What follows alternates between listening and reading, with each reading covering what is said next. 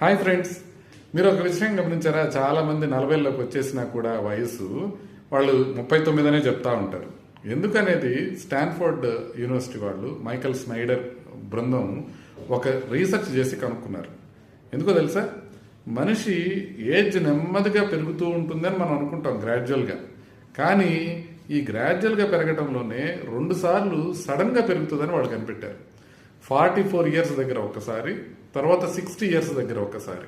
ఈ 2 సార్లు ఏంటంటే సడన్గా ఒక్కసారిగా జంప్ కొడుతుందన్నమాట ఏజ్.